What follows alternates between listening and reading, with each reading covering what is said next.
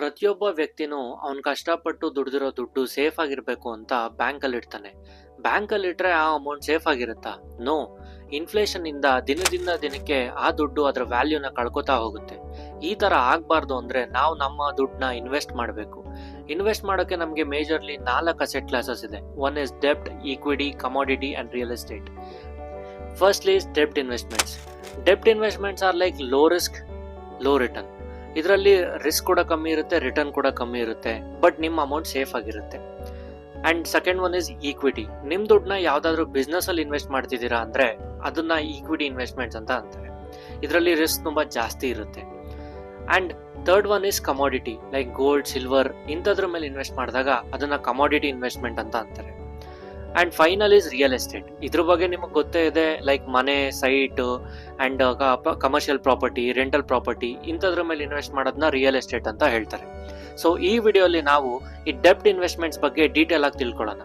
ಇದರಲ್ಲಿ ನಮಗೆ ಯಾವ್ಯಾವ ಆಪ್ಷನ್ಸ್ ಇದೆ ಅಂಡ್ ಇದರಲ್ಲಿ ರಿಟರ್ನ್ಸ್ ಎಷ್ಟು ಸಿಗುತ್ತೆ, ಇದರಲ್ಲಿರೋ ರಿಸ್ಕ್ ಏನು, ಅಂಡ್ ನಮ್ಮ ಒಂದು ಪೋರ್ಟ್ಫೋಲಿಯೋ ಅಲ್ಲಿ ಎಷ್ಟು ಅಮೌಂಟ್ ಆಫ್ ದ ಡೆಬ್ಟ್ ಇನ್ವೆಸ್ಟ್ಮೆಂಟ್ಸ್ ಇರಬೇಕು ಅಂತ ಇನ್ ಡೀಟೇಲ್ ಡಿಸ್ಕಸ್ ಮಾಡೋಣ. Debt investments are lending your money to government or bank or any companies. ಅಂದ್ರೆ ನಿಮ್ಮ ದುಡ್ಡನ್ನ ನೀವು ಗೌರ್ಮೆಂಟ್ಗೆ ಇಲ್ಲ ಬ್ಯಾಂಕ್ಗೆ ಇಲ್ಲ ಯಾವ್ದಾದ್ರು ಒಂದು ಕಂಪನಿಗೆ ಸಾಲ ಕೊಡೋದು ಅಂತ. ಇದರಲ್ಲಿರೋ ಫೀಚರ್ಸ್ ಏನಂದ್ರೆ ಡೆಬ್ಟ್ investments are safe investments where there is no risk. ಈ ಇನ್ವೆಸ್ಟ್ಮೆಂಟ್ ಅಲ್ಲಿ ನಿಮ್ಗೆ ರಿಸ್ಕೇ ಇರಲ್ಲ ಅಂಡ್ ನಿಮ್ ಕ್ಯಾಪಿಟಲ್ ತುಂಬಾ ಸೇಫ್ ಆಗಿರುತ್ತೆ. ಇದರಲ್ಲಿ ನಿಮ್ಗೆ ಫಿಕ್ಸ್ ರಿಟರ್ನ್ ಸಿಗುತ್ತೆ ಅಂಡ್ ವಾಟ್ ಈಸ್ ಅಶ್ಯೂರ್ಡ್. ಅವ್ರಿಗೆ 7.1% ರಿಟರ್ನ್ ಕೊಡ್ತೀವಿ ಅಂತ ಹೇಳಿದ್ರೆ ಅಷ್ಟು ಕೊಟ್ಟೇ ಕೊಡ್ತಾರೆ. And basically it acts like an emergency fund. And ಈ ಇನ್ವೆಸ್ಟ್ಮೆಂಟ್ ರಿಟೈರ್ಡ್ ಪೀಪಲ್ ಇಲ್ಲ ಯಾರು ರಿಸ್ಕ್ ತಗೊಳಕ್ಕೆ ಭಯ ಪಡ್ತಾರೋ ಅಂಥವ್ರಿಗೆ. ಈ ಡೆಬ್ಟ್ಸ್ ಇನ್ವೆಸ್ಟ್ಮೆಂಟ್ಸ್ ಅಲ್ಲಿ ನಮಗೆ ತುಂಬಾ ಆಪ್ಷನ್ಸ್ ಇದೆ. ಅದರಲ್ಲಿ ಮೇಜರ್ ಆಗಿ ನಾನು 4 ಕ್ಯಾಟಗರೈಸ್ ಆಗಿ ಡಿವೈಡ್ ಮಾಡಿದ್ದೀನಿ. First one is bank deposit. ಈ ಫಿಕ್ಸ್ ಡೆಪಾಸಿಟ್, ರೆಕರಿಂಗ್ ಡೆಪಾಸಿಟ್ ಇದರಲ್ಲಿ ನಮ್ಗೆ ಅರೌಂಡ್ 6 to 7% ಇಂಟ್ರೆಸ್ಟ್ ಸಿಗುತ್ತೆ. ಸೊ ದಟ್ ನಿಮ್ಮ ಮನಿ ಇನ್ಫ್ಲೇಷನ್ ನ ಬೀಟ್ ಮಾಡುತ್ತೆ without any risk. And second one is government saving scheme. ಇದರಲ್ಲಿ PPF, NSC, post office monthly income scheme ಈ ತರ ತುಂಬಾ ಆಪ್ಷನ್ಸ್ ಇದೆ. PPF, public provident fund, it gives around 7.1% fixed return. And ಇದ್ರ term ಬಂದು 15 years lock ಇನ್ period ಇರುತ್ತೆ. And we can invest this in long term. And NSC, national saving certificate, ಇದ್ರ term ಬಂದು 5 years lock in and 7.7% fixed return ಕೊಡ್ತಾರೆ. And post office monthly income scheme, it gives 7.4% interest and will be paid on monthly basis. Every ಮಂತ್ಗೆ they will be paying your 7.4% interest divided ಮಾಡಿ ಮಂತ್ಗೆ ಎಷ್ಟು ಬರುತ್ತೋ ಅಷ್ಟು pay ಮಾಡ್ತಿರ್ತಾರೆ. And an individual can invest maximum 9 lakh and joint account can invest till 15 lakh also.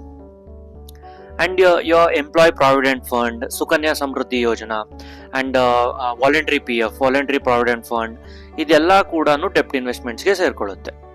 And third one is like bonds, government security bond, GSEC bond, RBI bond, ಡೆಬ್ಟ್ mutual fund ಇದೆಲ್ಲ around 7 to 8% fix return ಸಿಗುತ್ತೆ. And this also consider as ಡೆಬ್ಟ್ investments. Final one is ನಮ್ಮ ಅಪ್ಪನ ಕಾಲದಿಂದಾನು ಇರೋದು LIC. Even LIC is treated as debt fund. It has various schemes with guaranteed return. ಎಲ್ಲ schemes ಕೂಡ inflation ನ ಬೀಟ್ ಮಾಡುತ್ತೆ ಅಂತ ಅಲ್ಲ, ಬಟ್ ನಿಮ್ಮ ಮನಿನ ಸೇಫ್ ಆಗಂತೂ ಇಟ್ಟಿರುತ್ತೆ. ಇಷ್ಟು ಡೆಬ್ಟ್ ಇನ್ವೆಸ್ಟ್ಮೆಂಟ್ಸ್ ಆಪ್ಷನ್ ಅಲ್ಲಿ ಸಿಮಿಲರ್ ಏನಂದ್ರೆ it's a safe investment but return will be less. So ನಮ್ಮ ಇನ್ವೆಸ್ಟ್ಮೆಂಟ್ ಜರ್ನಿನ ಪ್ಲಾನ್ ಮಾಡುವಾಗ ನಾವು ನಮ್ಮ ರಿಸ್ಕ್ ಕೇಪಬಿಲಿಟಿ ಎಷ್ಟಿದೆ ಅಂತ ಅನಲೈಸ್ ಮಾಡಬೇಕು. 1-2 ಎಕ್ಸಾಂಪಲ್ ತಗೊಳ್ಳೋಣ ಸೊ ದಟ್ ಅವಾಗ ನಮ್ಗೆ ಕ್ಲಿಯರ್ ಆಗಿ ಅರ್ಥ ಆಗುತ್ತೆ. ಫಸ್ಟ್ ಎಕ್ಸಾಂಪಲ್ ತಗೊಳ್ಳೋಣ. ಒಂದು 23 ವರ್ಷದ ಹುಡುಗ, ಅವ್ನಿಗೆ ಇವಾಗ ತಾನೇ ಕೆಲ್ಸಕ್ಕೆ ಸೇರ್ಕೊಂಡು ಒಂದು 30,000 ಸಂಬಳ ಬರ್ತಿದೆ. ಒಂದು ಖರ್ಚೆಲ್ಲ ಅಂತ ಒಂದು 20,000 ಪ್ಲಾನ್ ಮಾಡಿ 10,000 ಇನ್ವೆಸ್ಟ್ಮೆಂಟ್ಸ್ಗೆ ಅಂತ ಪ್ಲಾನ್ ಮಾಡಿದ. ಸೊ ಅವನಿಗೆ ಅಪ್ಪ ಅಮ್ಮನ ಜೊತೆ ಇರೋದ್ರಿಂದ ಯಾವ ಕಮಿಟ್ಮೆಂಟ್ಸ್ ಕೂಡ ಇಲ್ಲ. As of now is safe and ಈ ಕ್ಯಾನ್ ಟೇಕ್ ಮೋರ್ ರಿಸ್ಕ್. ಅವ್ನ ರಿಸ್ಕ್ ಕೇಪಬಿಲಿಟಿ ತುಂಬಾ ಜಾಸ್ತಿ ಇದೆ. ಸೊ ದಟ್ ಅವ್ನು ಏನ್ ಪ್ಲಾನ್ ಮಾಡ್ಬೋದು, 80+80-20 ರೂಲ್ ತಗೋಬಹುದು. ದಟ್ ಮೀನ್ 80% ಈಕ್ವಿಟಿ ಅಂಡ್ 20% ಡೆಬ್ಟ್. ಡೆಬ್ಟ್ ಅಂತ ತಗೊಂಡ್ರೆ ಈಸ್ ಆಲ್ರೆಡಿ ಹ್ಯಾವಿಂಗ್ PF ಅಲ್ಲಿ ಅರೌಂಡ್ 2 to 2,500 PF ಡಿಡಕ್ಟ್ ಆಗ್ತಾ ಇರೋದ್ರಿಂದ ಸೊ ಇಸ್ ಡೆಬ್ಟ್ ಇಸ್ ಆಲ್ರೆಡಿ ಕವರ್ಡ್. ಇನ್ನ ಅಡಿಷನಲ್ ಬೇಕು ಅಂದ್ರೆ ಈ can open one PPF account for 1,000 or 1,500. ಡೆಬ್ಟ್ is completely covered and rest ಈ ಕ್ಯಾನ್ ಇನ್ವೆಸ್ಟ್ ಇನ್ ಈಕ್ವಿಟಿ. ಏನು ಬಾಕಿ 80% ಇದೆ ಅದನ್ನು ಅವನು ಈಕ್ವಿಟಿಯಲ್ಲಿ ಇನ್ವೆಸ್ಟ್ ಮಾಡ್ಬೋದು. And one more thing is like second example ತಗೊಳ್ಳೋಣ, ಅ retired person. A retired person is already is a retired 60 at the age of 60 he'll be having around 25 to 30 lakh of surplus, like our PF amount, gratuity ಎಲ್ಲ ಸೇರಿ ಒಂದು 30 lakhs amount ಇದೆ ಅನ್ಕೊಳ್ಳೋಣ. So that ಅವ್ರಿಗೆ best investments ಅಂದರೆ at the age of 60 ಈ can take risk. So ಡೆಪ್ಟ್ will be a very good investment for him, like post office monthly income scheme or FD ಈ ಥರದ, ಇಲ್ಲ ಡೆಪ್ಟ್ ಮ್ಯೂಚುವಲ್ ಫಂಡ್ ಈ ಥರದ್ರಲ್ಲಿ ಇನ್ವೆಸ್ಟ್ ಮಾಡಿದ್ರೆ his amount will be safe and he'll be getting a better return to lead his life. So ಇವಾಗ ನೀವು analyse ಮಾಡಿ ನಿಮ್ಮ ರಿಸ್ಕ್ ಕೇಪಬಿಲಿಟಿ ಎಷ್ಟಿದೆ ಅಂತ, and then decide in which asset class you can invest. Thanks for watching. ಮತ್ತೆ ಸಿಗೋಣ.